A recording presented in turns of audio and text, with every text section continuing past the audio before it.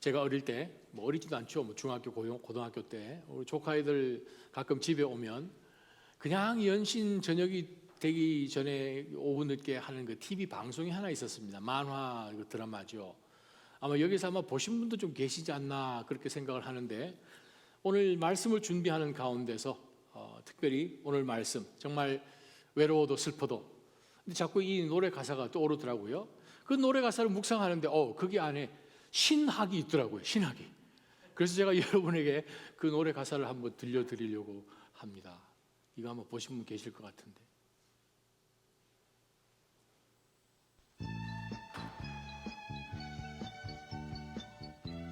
눈치채셨습니까? 크게 한번 들려. 괴로워도 슬퍼도 나를 나누라.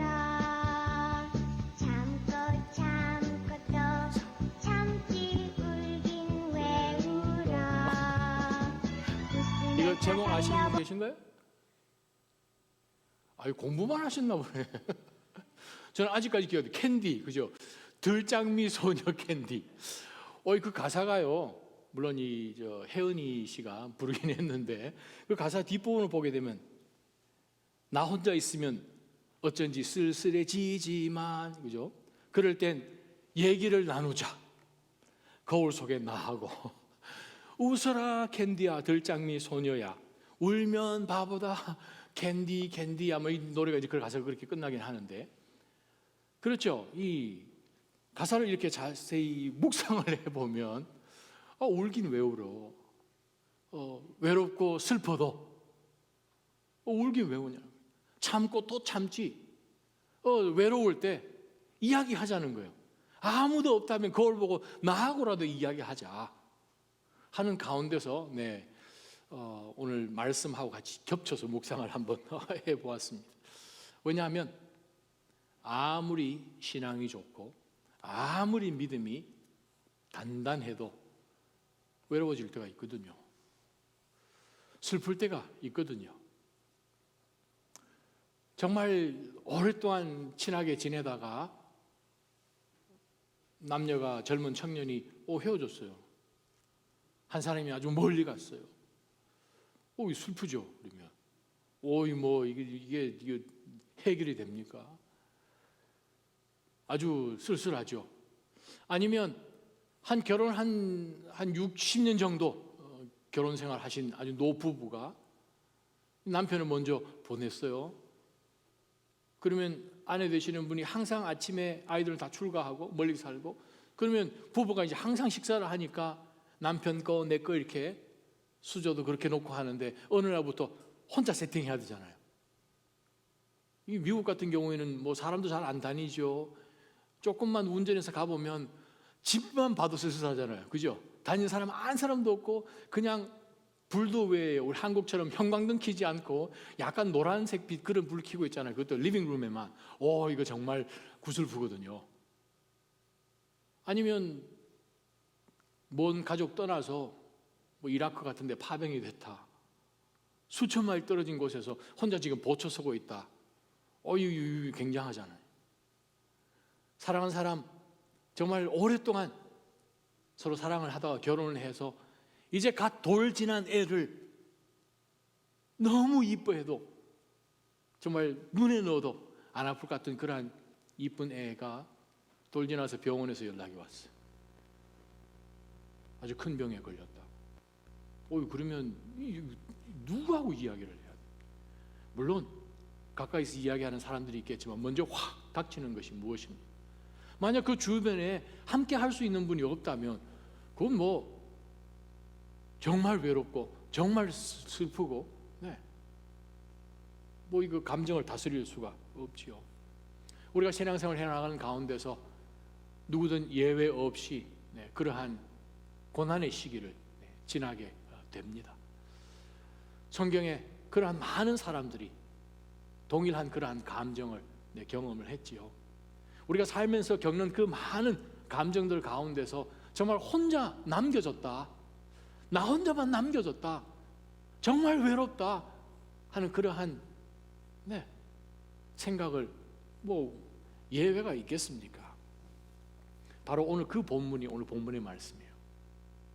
자, 디모데후서 4장 이제 마지막 장에 이제 사형 선고는 받았고 사형 날짜가 언제 될지 지금 모르는 가운데서 로마의 그 원로원 건물 바로 맞은편에 있는 메물틴 그 감옥에 갇혀서 요즘 그 감옥도 이렇게 여행객들 방문하게끔 이렇게 어느 부분에 해놓긴 하는데 아주 그냥 말할 수 없이 우리가 생각하는 그런 감옥이 아니죠.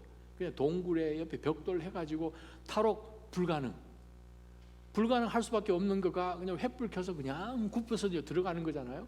한참 깊숙이 들어가면 뭐 여러 가지 이렇게 감방들이 있지만 그 감방 가운데 중간에 또 이 구멍을 뚫어가지고 밑에 지하 1층, 지하 2층 이런 식으로 해가지고 로프로 위에서 죄수를 밑으로 내리잖아요. 그 죄수가 나올 수 있는 유일한 방법은 그 자기가 들어갔던 그 구멍으로 다시 나오는데 혼자 힘으로는 밑에서 못 올라오죠. 정말 그러한 가운데서 으산하고 습하고 냄새나고 뭐 벌레들이며 쥐이 얼마나 많겠습니까? 그러한 가운데서 지금 바울 사도가 다른 사람도 아니고 바울 사도가 부활하신 예수 그리스도를 직접 만나고 주님께서 그를 이방 사람들의 사도로 구별하셔서 정말 온 세상에 거칠 것 없이 로마 제국 전체를 다니면서 복음 전도하고 교회 세우고 제자 양육 시키고 하는 정말 사도 중에 사도였다고 우리가 생각할 수 있는, 또 신약 성경에 성경을 얼마나 많이 기록했습니까? 거의 반 정도를 기록한 그 사도 바울이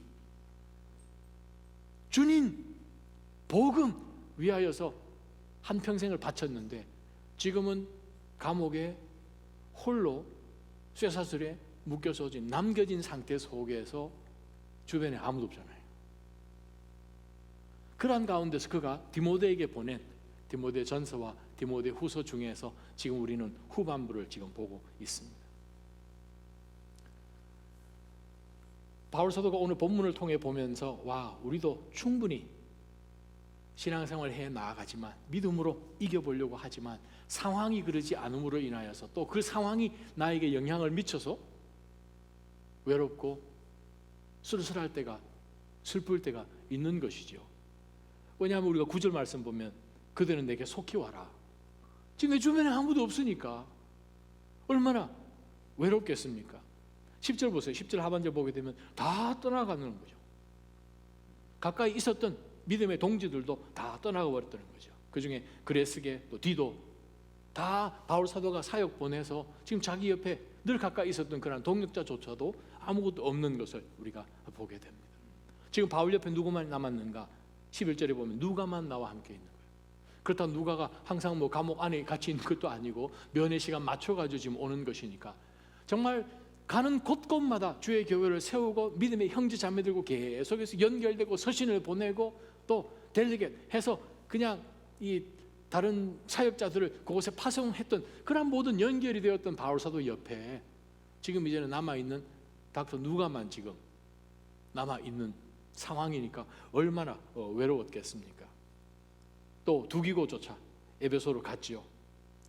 19절 20절 보게 되면 정말 브리스가와 또 아굴라, 오네시보로 또 에라스도 또 드로비모 이러한 사람들이 정말 바울 사도와 아름다운 연결을 지어서 주의 일 열심히 했는데 지금 바울 사도가 혼자 남겨져 있으니 얼마나 외로웠겠습니까? 저와 여러분이 정말 신앙의 동지처럼 함께 기도 제목도 나누고 함께 찬양하고 하는 그러한 아름다운 관계가 계속 지속되다가 어느 한순간에 멀리 떠나버리게 되면 참 외롭지 않습니까? 그죠? 저희도 신학교 다닐 때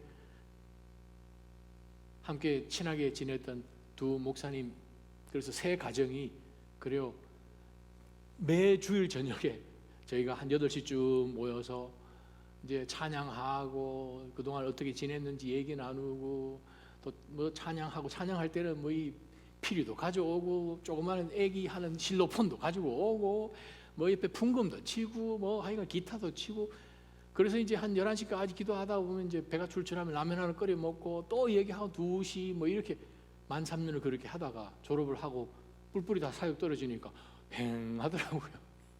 왜 안 그렇겠습니까? 사랑하는 사람들이 떠나게 되면 정말 외롭고 쓸쓸하죠. 16절 17절 잠깐 한번 보세요. 바울 사도가 지금 감옥에 갇혀서 로마 법정에 섰을 때에 지나온 시간들을 한번 기억해 보니까 내가 처음 변론할 때 아무도 내 곁에 있지 않았고 모두 나를 남겨두고 다 떠나갔다. 17절 아무도 없었는데 주님께서 내 곁에 서서 내게 힘을 주셨다. 나로 하여금 말씀을 온전히 전파하게 하고 모든 이방 사람들이 그 말씀을 듣게 하시기 위해서 다시 한번 하나님께서 마지막 순간 짧은 요 몇 달이겠지만 그래도 하나님께서 내게 힘을 주셨던 그 시간을 기억해 보면서 바울 사도는 또 외로웠지요. 옛날 추억들을 우리가 더듬어 보면 좀 행하잖아요. 얼마 전에 제가 어릴 때 살았던 집을 한번 생각이 나서 요즘 어떻게 됐나 해가지고 요즘은 구글 맵이 좋지 않습니까? 구글 맵으로 이제 주소를 쳐서 이렇게 보니까 이 옛날 골목들이 막 나오는 거예요. 그런데 그 지역이 이제 전체 뭐 고층 아파트가 들어간다고 해가지고 싹 다 밀은 거예요. 근데 밀기 전에 어떤 사람이 그 동네를 자전거를 타면서 이렇게 사진을 다 찍어서 유튜브에 올려놨더라고요. 그걸 보면서 참 많은 생각이 들더라고요. 옛날에 걸었던 그 골목길 옆에 있는 그 문방구 뭐 이런 거 다 생각이 나는 거죠. 마찬가지로 우리 신앙생활 했을 때 옛날에 이렇게 했었었는데 하는 가운데서 옛날 생각들을 신앙생활 하는 한 대목 우리가 한번 과거로 돌아가서 방문을 해보고 지금 현재 그러지 못한 그것에 대해서 짠한 마음이 저희 가운데 있잖아요. 바울사도 지금 동일하게 그것을 느끼고 있습니다. 또 우리가 언제 외로움을 느낍니까? 21절 보게 되면 바울사도가 디모데에게 이야기를 하기를 겨울이 되기 전에 서둘러 내게로 와라. 계절 타는 사람들 있잖아요. 가을 남자 뭐 이런 사람들 있죠. 겨울 여자, 봄 처녀 뭐 이런 게 있잖아요. 그죠? 그런 말이 있는 것처럼 계절 따라 사람들이 힘든 거 센티멘털해지고 바울사도 겨울 되기 전에 왔으면 좋겠다는 거. 물론 겨울이 길고 춥고 하기도 하니까 그랬겠죠. 우리가 계절하고는 상관없이 내 마음이 항상 겨울 같은 사람들 있을 거 아닙니까? 그렇죠. 우리가 옆에 정말 친하게 지내는 사랑하는 사람들과 떨어져서 나 혼자 있는 이러한 상황. 저희 누이가 미국에 이제 유학을 와서 79년도에 이제 학교를 다니면서 그때 뭐 누나가 이제 성악을 전공을 했죠. 그래서 저기 메릴랜드 쪽에서 이제 학교를 워싱턴 DC 쪽에서 학교를 다니면서 이제 독창회를 이제 했는데 그 독창회 중에서 제일 뒷부분 몇 곡을 이제 한국 가곡을 이제 불렀어요. 찬송가 몇 개랑. 그래서 이제 독창회를 하는데 그 한국 가곡 중에 제가 기억나는 거가 가고파. 그 노래를요 끝까지 못 부르더라고요. 그걸 저희가 테이블 한국서 받았을 때는 왜 못 부르지? 한데 나중에 좀 생각을 해보니까 못 부르게 하겠다. 나 혼자 왜 이곳에 뭐 혼자 남게 되었는가? 이 찬양이 노래 부르잖아요. 외롭죠. 네, 혼자 떨어져 있으니까. 또한 옛날에 우리가 되짚어 보면서 그렇게 열심히 사역도 같이 하고 했는데 나 혼자만 지금 남았네. 그러한 가운데는 우리는 굉장히 외로워지겠죠. 또한 때로는 어떤 상황, 시간, 계절 때문에 얼마든지 우리 또 외로워지지요. 우리가 또 외로워지는 내용을 우리가 본문 가운데 자세히 한번 들여다보면 지금 내가 어떤 상황 가운데 있어서 다 떠나가고 모든 사람이 나를 이제는 forget 했다라는 생각 들면 정말 외롭죠. 예전에는 그래도 연락도 자주 오고 했는데 전화도 최소한 카톡이라도 함께 카톡방에서 해줬는데 요즘 카톡방 새로 만들었는지 메시지는 아예 안 올라오는 듯한 그런 생각 여러분 드실 때가 있는지 모르겠습니다. 11절 말씀 보게 되면 누가만 있고 정말 이제는 내 옆에 누가 좀 왔으면 하는 가운데서 마가를 좀 데리고 왔으면 좋겠다라는 그러한 생각도 들고요. 하는 가운데서 정말 내가 사람들하고 정말 가까이 지내고 여러 사역 가운데서 인볼브 되어서 이것도 하고 정말 몸이 10개라도 모자랄 것 같은 그런 열심 사역을 했는데 어느 한 시점 되니까 내가 좀 열외되는 것 같고 조금 더 지나니까 그냥 몇 번 할 때 한 번씩 연락 줄 사람 같은 그러한 지금 리스트로 다시 내려왔다가 강등되었다가 이제는 아예 연락도 안 하는 것 같은 그러한 상황이 되면 정말 외롭죠. 신앙의 여러 양상 가운데서 우리가 믿음이라는 그 신학적인 개념을 생각을 해볼 때 우리가 이 외롭다, 쓸쓸하다, 내 혼자 된 것 같다 라고 생각을 할 때에 기억해야 될 것이 있습니다. 그거 그냥 놔두면 안 된다는 거죠. 이겨낼 수 있는 어떤 영적인 비결을 바울 사도를 통해서 우리는 배워야 하죠. 쓸쓸하고 외로운 것이 어떻게 보면 홀로 서야 되는 것이고 한데 그것이 항상 물론 또 나쁜 것은 아니에요. 그것이 항상 네거티브하고 그것이 정말 우리가 피해야 되는 것은 아니죠. 왜? 그러한 이 외로움, 정말 고독, 영적으로 그러한 시기를 지나면서 사실 하나님께서 그 상황을 통해서 우리를 만드시는 그런 프로세스일 수도 있습니다. 왜 그런가 하면 우리가 11절 자세히 한번 들여다볼 때에 바울 사도가 누가만 나와 함께 있는데 디모데야 자네가 여기 올 때 누구를 데리고 오라고 이야기를 하는가 하면 마가를 좀 데리고 왔으면 좋겠다. 왜냐하면 그는 내 사역에 참 도움이 되는 사람이다 라고 이야기를 합니다. 갑자기 바울 사도이 마가를 왜 생각을 하게 됐는가? 우리가 한번 묵상해 볼 필요가 있죠. 마가 여러분 기억하시잖아요. 바울 사도의 조카, 사촌. 자, 1차 전도 여행하는 가운데서 같이 나아가서 정말 하나님께서 이 안디옥 교회를 통해서 처음으로 파송된 선교팀, 기독교 역사 최초로 파송된 선교팀, 정말 하나님께서 도대체 어떤 일을 벌이시려고 이 소아시아 지방에 우리를 보내시는가 하는 그런 정말 기대 부푼 마음으로 페트모스 그 섬을 통과하고 이제 소아시아 지방에 도착을 했는데 밤빌리아에서 자기 혼자 좀 힘들다고, 뭐 이유는 성경에 안 나와 있으니까 하여간 중도에 그냥 스탑하고 자기 혼자 예루살렘으로 도망가 버린 배신자여, 배신한 사람이 사람. 얼마나 이런 무책임한 사람이 어디 있습니까?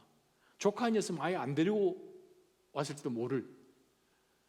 그래서 1차 전도 여행 다 마치고 다시 돌아왔을 때에 하나님께서 바울과 바나바 마음 가운데 1차 전도 여행 때 세웠던 그 교회 다시 한번 방문하고 그 교회 성도들 다시 한번 말씀으로 격려하고 또 제자 훈련 시킨 가운데서 하나님이 또 어떻게 하실지 한번 보자. 오케이 하고 이제 하이파이브를 하고 이제 2차 전도 여행을 준비하는 가운데 바나바가 바울 형제 마가 한번 다시 데려가 보자 제안하지 않습니까?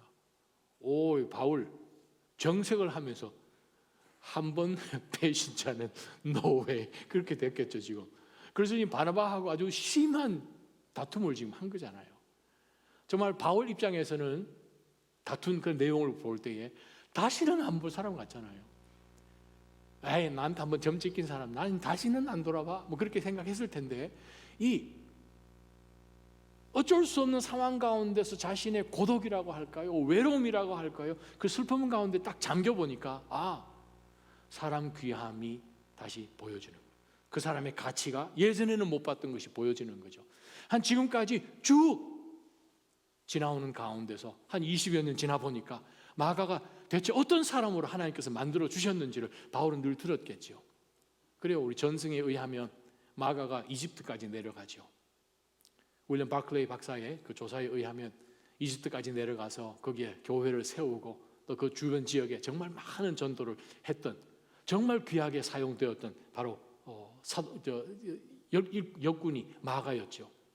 바울 사도가 훗날 감옥 안에서 이 골로새에 서신을 보내면서 그 골로새에서 마가를 너희들한테 보내니까 마가를 잘 영접해서 너희에게 도움이 되었으면 좋겠다. 정말 좋은 동역자다 하고 아주 칭찬을 해서 서신 가운데서 보낼 만큼 정말 하늘과 땅 차이에 굉장한 변화를 일으키는 것을 보고 바울 사도는 바로 혼자 있는 가운데서 외로움 가운데서 한 20여 년 지나 보니까 정말 진짜가 있더라는 거죠.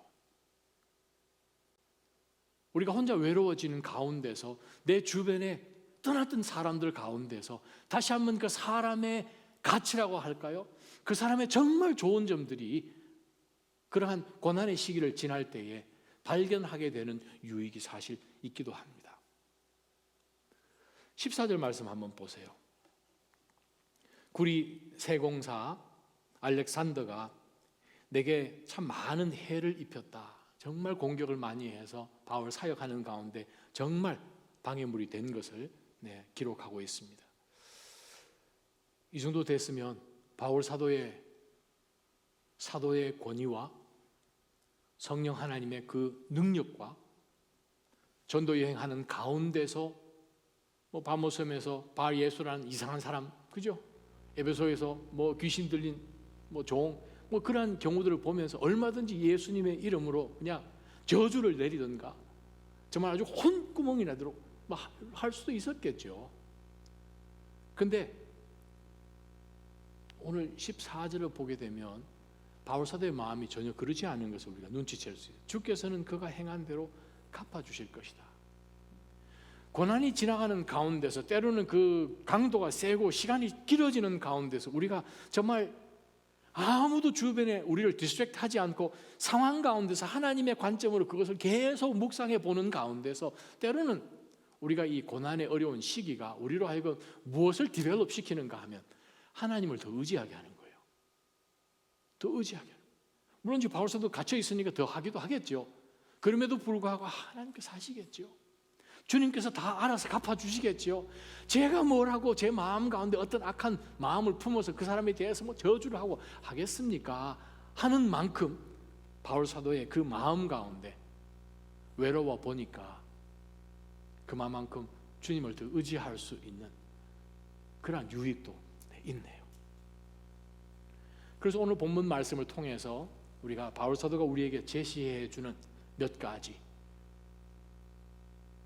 우리 가운데 누구도 예외 없이 믿음의 그 신앙생활을 해 나감 가운데서 우리는 때로는 외롭고 때로는 쓸쓸하고 혼자 남은 것 같고 내 주변에 아무도 없는 가운데서 나는 잊혀졌나? 라고는 그런 생각이 들 때마다 우리가 바울 사도가 정말 바닥까지 칠 것 같은 그러한 이 감옥 안에서도 오히려 디모데를 위로하고 격려하고 끝까지 믿음의 경주를 마칠 수 있게끔 권면하는 디모데 전서와 특별히 디모데 후서를 통해서 우리가 세 가지의 교훈을 얻어보고자 합니다. 첫 번째 말씀 9절부터 15절까지 한번 보십시다. 그대는 속히 내게로 오라. 데마는 이 세상을 사랑해 나를 버리고 데살로니가로 가버렸다. 그레스게는 갈라디아로, 또 디도는 달마디아로 사역하러 간 것이죠. 누가만 나와 함께 있다. 그대는 올 때 마가를 데리고 와라. 그는 내 사역에 도움이 되는 사람이다. 내가 두기고를 에베소 교회로 보냈다. 그대가 올 때 들어와 가보의 집에 두고 온 내 겉옷을 가져오고 책은 특별히 양피지에 쓴 것을 가져와라. 구리 세공사 알렉산더가 내게 많은 해를 입혔다. 주께서는 그가 행한 대로 갚아 주실 것이다. 그대도 그를 주의하여라. 그가 우리의 말을 심히 대적했다. 자, 여기서 바울 사도가 정말 혼자 너무 쓸쓸하고 외로움 가운데서 지금 남겨져 있는 상황 가운데서 이 외로움을, 그것이 감정적이지만 그것이 영적인 것까지 영향을 얼마든지 미치지 않습니까? 어떻게 했는가 가만히 보니까 봐도 믿음의 사람들과 함께 하기를 간절히 소망한 거예요. 디모데, 너 내 곁으로 빨리 왔으면 좋겠다. 마가 꼭 데리고 오라 하는 것을 보면서 또 주변에 정말 아무도 남아있지 않는 그러한 사람들이지만 친한 친구들을 바울 사도는 찾았던 것을 우리가 보게 되죠. 우리가 외롭고 혼자 남겨진 것 같은 그러한 상황 가운데 처할 때 계속 그 자리에 있으면 안 되겠죠. 우리가 함께 짐을 나눠질 수 있는 그러한 믿음의 동지들, 아주 친한 친구들 찾는 것이 참 중요합니다. 왜냐하면 믿음의 사람이 옆에 있어야 됩니다. 때로는 우리가 쓰러지죠. 그러면 두세 사람이 그 사람을 일으켜줘야 되지 않습니까? 혼자 어떻게 일어납니까? 물론 주님 역사하시지만 하나님께서는 많은 경우에 있어서 사랑하는 믿음의 지체들을 통하여서 우리를 일으켜 세우시지요. 왜? 우리는 한 부분인 지체에 불과한데 나머지 지체들이 얼마든지 우리를 다시 한번 넘어진 가운데서 이렇게 세울 수 있기 때문에 그것을 너무나 잘 알고 그렇게 성령 감동으로 고린도전서를 썼던 하나님의 그 공동체가 그리스도의 몸인 것을 가르치며 모든 지체가 모두가 다 손이겠는가 모두가 발이겠는가라고 이야기했던 그 바울 사도가 우리에게 보여주는 것은 무엇입니까? 믿음의 동지를 찾는 거예요. 어떤 상황 가운데서 우리가 밀려서 때로는 우리가 혼자 남겨질 수도 있거든요. 감정이 상해서 우리 스스로 막을 쳐버리고 다른 사람들과 어소시에이트 하지 않겠다고 생각하면서 그냥 이불을 뒤집어 쓰고 아무 앞에도 나가지 않고 그냥 내 스스로 은둔 생활하듯이 얼마든지 할 수 있거든요. 사람들의 감정이 때로는 외향적이다가 또 내성적으로 바뀌기도 하지 않습니까? 그래요. 정말 우리는 사랑하는 믿음의 지체들을 돌아봐야 됩니다. 또 지체들을 돌아보는 가운데서 어떤 사람은 자기의 마음이 너무 힘드니까 샤워도 안 해요. 면도도 안 해요. 머리는 그냥 막 떡지기도 하고 그러잖아요. 그런데 바울 사도 보니까 지금 13절에 보니 디모데 자네가 올 때 내 겉옷을 가지고 오라. 자기가 뭐 필요한 것을 지금 구하는 거죠. 때로는 우리가 어떤 필요한 것이 몸에 필요한 것이 있습니다. 그것을 하는 거예요. 때로는 샤워도 말끔하게 한번 해보고 마음도 좀 새롭게 해볼 어떤 일을 거룩한 일탈을 한번 해보는 거죠. 자기 몸을 돌봐야 되는 거죠. 왜냐하면 이 몸이 하나님의 거룩한 성전이니까. 제가 아는 어떤 교회는 그 교회 사역 가운데서 성도의 몸은 하나님의 성전이다. 그렇기 때문에 하나님의 성전을 깨끗하게 건강하게 잘 가꿔야 된다 해가지고 그 교회에는 운동하는 사역팀이 있습니다. 그리고 사역에 들어오면 일주일씩 거기에 몸 아주 잘 관리하는 여러 집사님들이 준비돼 가지고 형제님, 자매님, 이 부분은 조금 더 몇 킬로 빼셔야 되겠습니다. 콜레스테롤 조절해야겠습니다. 저랑 같이 한번 얼마나 랩 해봅시다. 그렇게 지금 하는 사역, 시카고에 있거든요. 근데 그런 것처럼 그래 우리 몸도 돌볼 필요가 있죠. 그냥 건강한 이 마음, 육신 가운데 건강한 정신도 거하는 것처럼 그렇죠. 바울 사도처럼 나 자신도 돌아볼 수 있도록 도와주는 그것도 참 중요하지요. 특별히 13절에 보게 되면 저희가 미국 살기 때문에 좀 못하는 듯한 그런 경험을 제가 해봅니다. 바울 사도가 그대가 올 때 드로아 가보의 집에 온, 이 13절이 우리말 성경도 그렇고 한국 개정도 그렇고 번역이 조금 소리 번역이지요. NAT나 NASB 성경 보게 되면 좀 틀리게 번역된 것을 우리가 눈치챌 수 있습니다. 자, 헬라 원어로 정확하게 번역을 하면 이렇습니다. 드로아 가보에게 내가 맡겨둔 내 겉옷을 네가 올 때 또 책들하고 그 중에 양피지로 쓴 것들하고 가지고 와라. 그게 정확한 번역입니다. 어순도 안 틀리게. 자, 그 말은 뭔가 하면 바울 사도가 올 때 디모데에게 부탁한 것이 뭐냐 하면은 지금 이제 겨울이 다가오니까 겉옷이 필요하겠죠. 그래서 드로아 그 도시에 항구에 내가 가보 집에 내가 맡겨놓은 바로 그 겉옷을 첫째, 두 번째는 scrolls 두루마리들. 그 말은 그 좋은 그런 이 신앙 서적인 거죠. 어떻게 보면 양서라고 할까요? 특히 보스턴에 살다 보니 여기에 기독교 서점도 없고 LA나 다른 큰 대도시처럼 쉽게 구할 수가 없으니까 주문하면 며칠 걸려서 오고. 사실 우리가 한국에 있을 때보다도 여기 있으면 기독교 신앙 서적들 거의 못 읽잖아요. 안 읽잖아요. 정말 중요한 것이 뭐냐 하면 믿음 가운데서 기도하며 성령의 정말 은혜로 많은 정말 경건 그런 서적들 우리 많이 접해야 됩니다. 바울이 지금 그렇게 하고 있거든요. scrolls 좋은 신앙 양서 좀 가지고 와라. 그 가운데 특히 그 다음에 나온 편이 parchments 가죽 피에 적은 것들, 가죽 피에 적은 것들, 그거는 성경책이지요. 성경책들을 가지고 오라는 거예요. 왜냐하면 그 당시에 성경책들은 이 다른 그 파피루스가 아니라, 첫 번째 나와 있는 파피루스가 아니라 이제 가죽, 동물 가죽 끝에다가 이제 쓴 것이니까 그것을 가지고 오라는 거예요.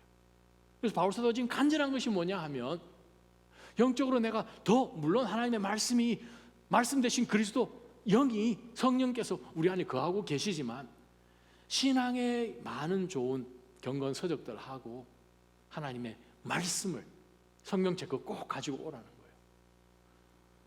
여러분, 그런 말씀 많이 하잖아요. 그 역사는 돌고 돈다고. 사실 바울 사도 그 이후에, 그건 한 1500년 이후에 중세 때 종교개혁이 일어나지 않습니까? 종교개혁 여러 유럽의 나라에서 일어나는 가운데서 영국에 한 위대한 종교개혁가가 있었습니다. 안타깝게 43세에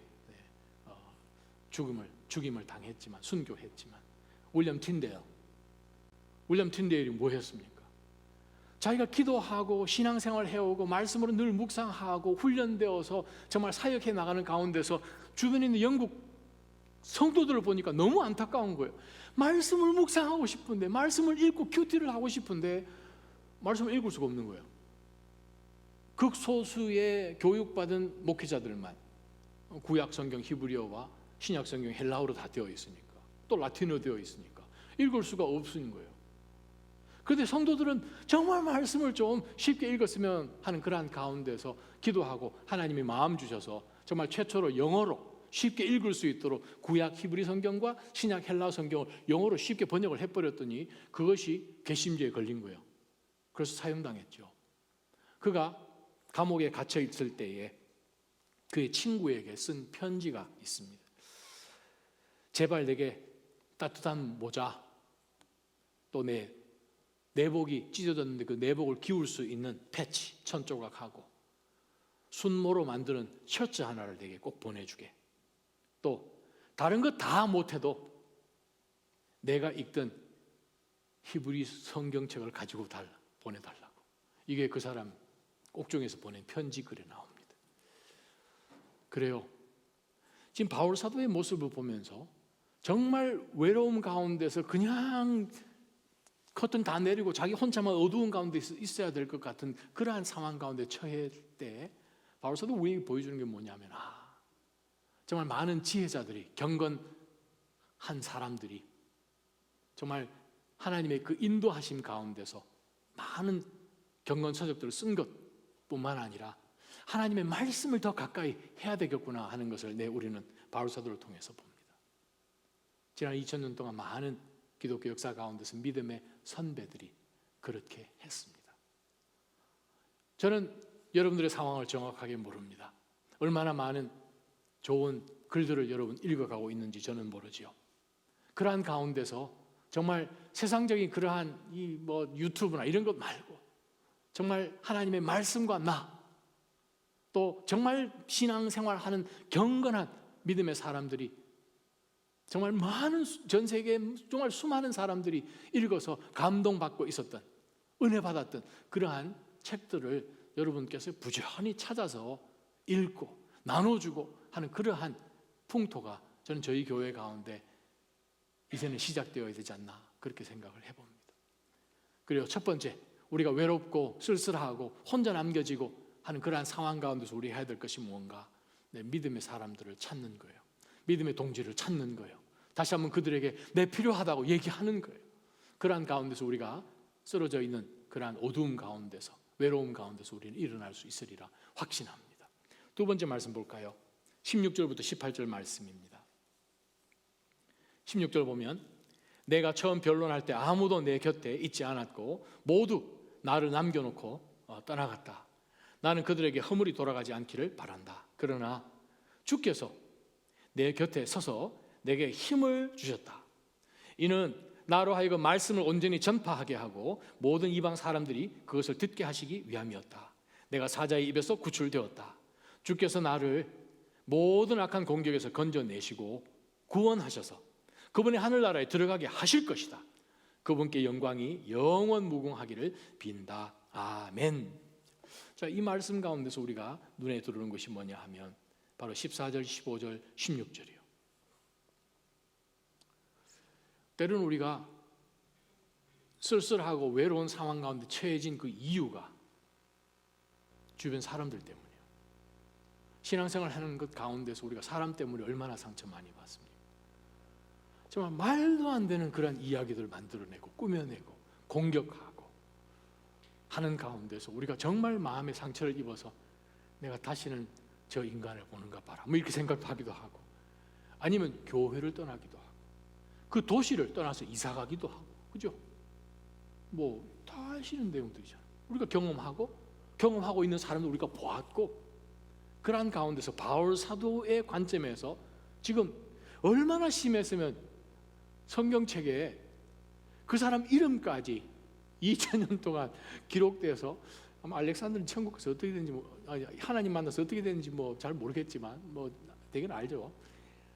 이 복음에 대항하고 섰으니 모르죠. 나중에 그 사람이 죽기 전에 회개해서 하나님 앞에 정말 눈물 콧물 빼면서 회개하고 마지막 숨을 쉬었는지 그건 모르는 일이지만, 그 사람 이름이 지금 성경에 기록되었으니 이 사람은 참 부끄러운 사람이죠.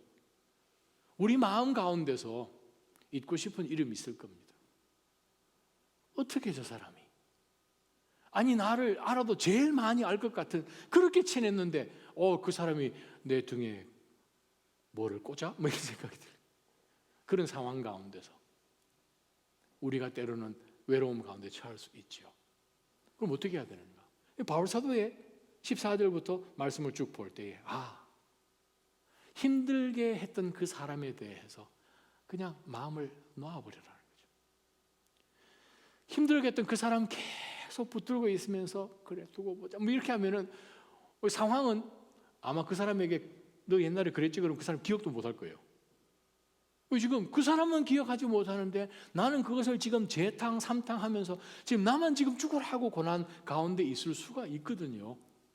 자, 바울 사도를 통해서 보는 것은 무엇인가? 그냥 그 사람에 대해서 그냥 주님께 맡겨버리는 거예요. 놓아버리는 거예요. 남아있는 삶이 너무나 귀해서 주님과 함께 동행해서 지금까지 내가 살아보지 못한 놀라운 그 일, 지금 나감 가운데서 과거 쓸데없는 그 일이 내 발목을 잡아서 우리로 하여금 다른 박질 못하게끔 막을까 생각하는 가운데서 그냥 하나님께 맡겨버리는 거예요.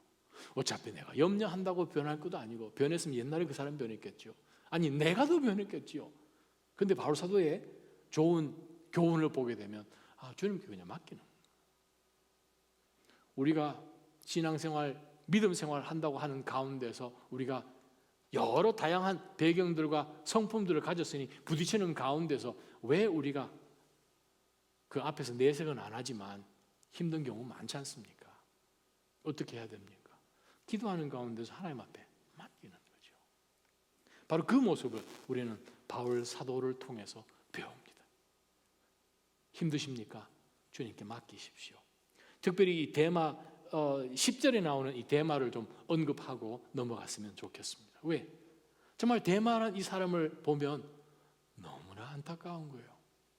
옥하는 목사님이 쓰신 책 시험이 없는 신앙생활은 없다라는 그 책에 나오는 대목을 제가 여러분에게 소개해 드립니다. 옥하는 목사님이 쓰신 글입니다. 뉴욕 리버사이드 교회의 설교자인 해리 포드닉 목사님은 대마의 믿음을 가리켜서 기독교 복음의 양지만 찾아다니는 믿음이라고 지적하였다. 예수를 믿으면 얻게 되는 여러 가지 이점들이 있다. 그 이점들을 우리는 복음의 양지라고 말한다. 예수를 믿으면 얻는 것이 참 많다. 천국에 들어가는 것은 제쳐두고라도 이 세상에서 하나님이 주시는 은혜가 많이 있다. 마음의 평안을 얻고 모든 욕심과 죄의 본능에서 해방되고 기쁨과 감사가 따라오고 어떤 어려운 환경에서도 하나님의 도우심과 축복을 체험한다는 이점이 있다. 이런 것들이 기독교 복음의 양지인데 대마는 이런 것에만 집착하는 사람이었다. 대마는 예수 믿은 지 얼마 되지 않았을 때에는 매우 적극적인 신앙인이었다. 바울을 따라서 감옥에도 같이 갈 정도로 적극성을 보였다. 누구도 추정할 수 없을 만큼 열정적인 사람이었다. 그런데 불행히도 대마는 예수님으로 인해 좋은 것이 올 때만 그렇게 열심히 따랐던 인물이었다. 예수님으로 인해 나쁜 것이 올 때는 그 자리를 피하는 인물이었다. 이것이 그가 가진 신앙의 한계요 결점이었다. 예수님을 믿는 사람 가운데는 두 가지 유형이 있다. 어떤 사람은 예수님의 옷자락을 잡고 따라가고 어떤 사람은 예수님에게 완전 사로잡혀서 따라간다. 대만은 예수님을 믿기는 해도 예수님의 옷자락을 쥐고 따라가는 사람이었다.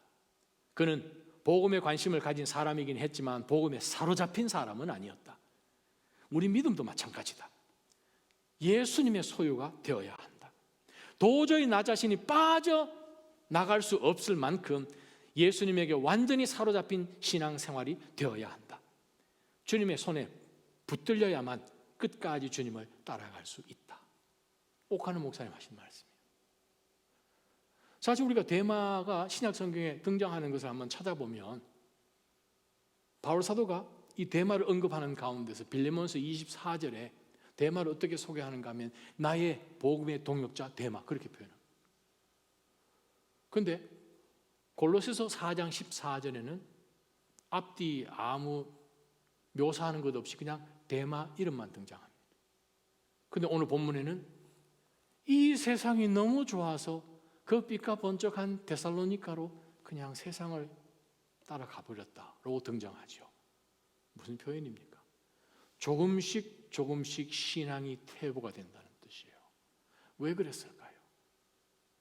아마 옥하는 목사님 말씀하신 것처럼 그냥 좋은 것에만 따라가는 거예요. 고난이 있고 신앙에 도전이 있고 시험이 있는 가운데서는 자기 자신이 원했고 했던 그것을 얻지 못하기 때문에 그냥 한참 걸어가다가 멈춰 섰다가 그냥 그 자리에 주저앉아 버리는 마치 시편 1편에 나오는 사람처럼 악인의 꾀를 쫓아가다가 죄인의 길에 서고 오만한 자의 자리에 앉아버리고 하는 신앙의 완전한 퇴보를 우리에게 클래식하게 보여주는 인물이 데마이지요. 우리는 정말 어떻게 살아가야 합니까? 마치 혼자 있는 것처럼 느껴도 주님 앞에 다 얼마든지 맡길 수 있고 마지막 순간까지도 성령의 감동으로 디모데후서를 기록할 수 있을 정도의 그러한 사람들로 하나님에게 복음에 예수 그리스도에게 사로잡혀서 살아갈 때에 바울이 고백한 것처럼 내가 달려갈 길을 마치는 수 있는 사람이 되는 거지요. 바로 그러한 사람들이 되기를 원합니다. 조건적으로 생각하여서 내가 마음이 동하면 따라갔다가 마음이 안 동하면 뒤로 처지고요. 분명한 것은 뒤로 처지면요 더 처집니다. 빨리 SOS를 치는 거죠. 주변의 믿음의 지체들이 나 좀 도와주십시오. 성령 하나님 나를 끄집어내어 주십시오. 처절하게 몸부림치지 않고서는 회오리 바라며 물속에 있는 소용돌이가요 우리의 힘보다도 훨씬 셉니다. 세상이요 사탄이요 우리를 그냥 놔둡니까? 절대 그대로 놔두지 않죠. 우리를 그냥 확 끌어당깁니다. 사랑하는 나자님 성도 여러분, 절대 신앙은 그 자리에 서 있을 수 없습니다. 세상이 자꾸 변하는데요. 그 자리에 서 있다는 것은 그만큼 세상이 변한 만큼 퇴보된다는 뜻이겠죠. 믿음의 진보를 이루시기를 주님의 이름으로 축원합니다. 그 자리에서 뛰쳐나오시기를 소망합니다.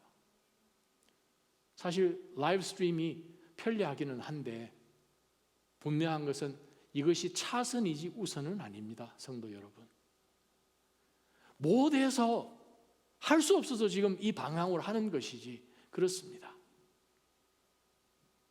목사인 자신도 정말 여러분 성도 보지 않고 기도하지 아니하고 그냥 묵묵하게 있으면 신앙이 그게 부스팅 되시는 줄 아십니까? 그렇지 않습니다. 누구가 예외가 없어요. 다 동일합니다. 모이기에 힘써야 됩니다. 주님이 다시 오시는 그것을 보면서 우리는 더욱더 모이기에 힘쓰는 것이 바로 히브리서를 통해서 주님이 우리 가운데 주신 명령이지요. 성령 하나님 우리 가운데 주신 명령이지요. 더욱더 모이기를 힘쓰고 가정 가운데서 라이브 스트림으로 예배 드리고 유튜브에 올렸으니까 뭐 하루 다음 날 예배 드려도 되지? No. 철저하게 하나님 앞에 예배하는 시간은 나오셔야 됩니다. 왜? 데마를 보셨잖아요.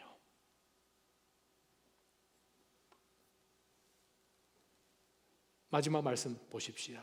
19절부터 세 번째 바울 사도가 우리에게 우리가 외롭고 쓸쓸하고 혼자 남겨진 것 같은 그러한 상황 가운데서 그가 우리에게 어떠한 교훈을 어떻게 하면 우리가 그러한 상황 가운데서 상황이 우리를 사로잡지 못하게끔 할 수 있는지 비결을 한번 보십시다. 브리스가와 아굴라와 그리고 오네시보로의 지배한 사람들에게 안부를 전하여라. 에라스도는 고린도에 머물렀고 드로비모는 병이 들어 밀레토에 두고 왔다.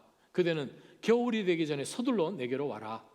으블로와 부데와 리노와 글라우디아와 모든 형제들이 그대에게 안부를 전한다. 나는 주께서 그대의 심령에 함께 계시기를 빈다. 은혜가 여러분과 함께 있기를 빈다. 세 번째가 뭡니까? 은혜를 나누는 거예요. 그리스도의 은혜 안에 디모데야 강해라. 그것이 디모데후서 처음 시작하는 시작이지 않습니까? 은혜를 나누는 거예요. 은혜를 잊어버리면 우리 다 잊어버립니다. 은혜 때문에 우리가 구원받은 거잖아요. 은혜 때문에 우리의 신앙이 시작됐고 믿음의 행진이 시작됐지 않습니까? 그 가운데서 바울 사도가 이 마지막 부분에, 유언의 지금 마지막 부분이에요. 무슨 말을 합니까? 은혜를 얘기합니다. 은혜가 여러분들 가운데서 함께 있기를 빈다.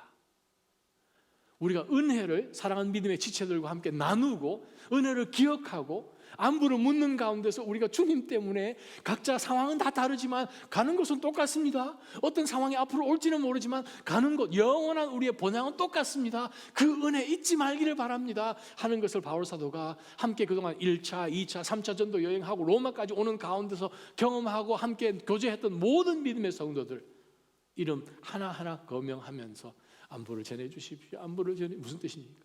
하나님 은혜 가운데 계속 강하십시오. 은혜 가운데 강하십시오. 제가 어떻게 영상을 보다가 아주 기가 막힌 영상을 보았어요. 와, 보통 사람 같으면 이 상황이 되면 나 혼자 집에서 이 상황 벌어지면 뭐 어떻게 되겠지만 정말 많은 군중 앞에서 이렇게 임베러스드한 상황이 있다면 이거 어떻게 해야 되나? 계속 해 말어 할 것 같은데 정말 대단하게 그 어려움을 경험하고 그것을 극복하는 한 사람을 제가 영상을 통해서 보여드리겠습니다. 바이올리니스트예요.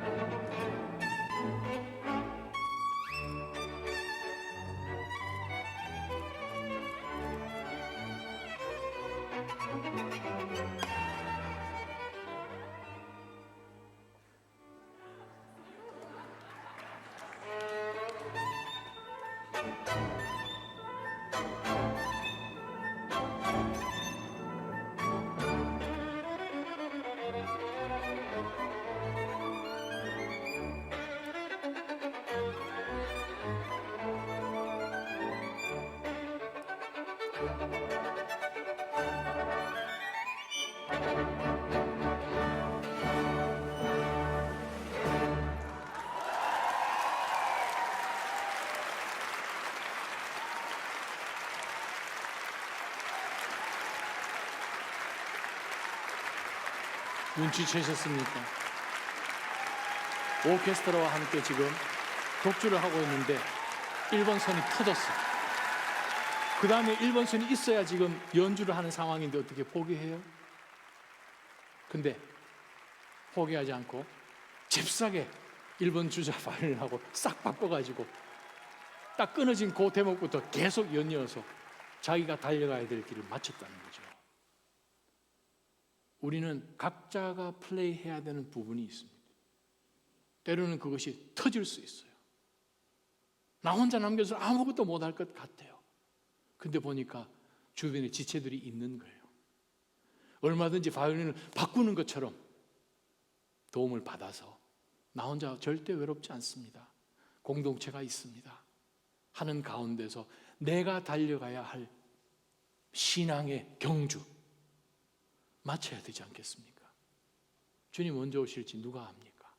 그때까지 절대로 뒤처져 있지 않기를 주님의 이름으로 축원합니다. 목숨 걸듯이 주님 뒤따라 그 은혜에 사로잡혀서 저와 여러분 각자가 달려가야 할 바로 그 경주, 믿음의 경주 잘 마치시기를 주님의 이름으로 축원합니다.